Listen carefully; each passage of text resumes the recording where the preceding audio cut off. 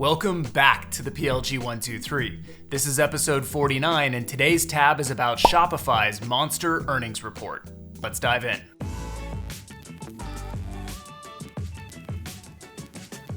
Just when you thought things couldn't possibly get better for Shopify, they announced a flat-out amazing quarter that blew away all expectations. Running down the scorecard of metrics for Q1, Shopify delivered $37.3 billion in GMV, up 114% year over year. That translated to roughly $989 million of quarterly revenue to Shopify, which, stating the obvious, that's almost $1 billion in a quarter. And that number is up 110% year over year. And another thing that continues to be extremely clear, Shopify is a fintech company. 2/3 of their revenue comes from payments. That's almost $700 million of revenue in Q1. And it's also growing faster than their subscription revenue. And beyond payments, Shopify also disclosed that Shopify Capital made over $300 million in merchant cash advances and loans in Q1. And lastly on fintech, it turns out that Shopify is also a pretty great fintech investor, as they booked a $1.3 billion gain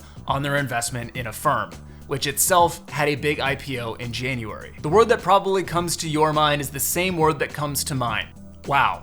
What a quarter. And it's even more impressive because Shopify's actually been warning investors about a potential post-COVID slowing of its growth rate for months now. And while I'm sure that day will eventually come, it certainly hasn't happened yet. Well, that does it for today on the PLG123. Make sure to follow me and tune in tomorrow for another new tab.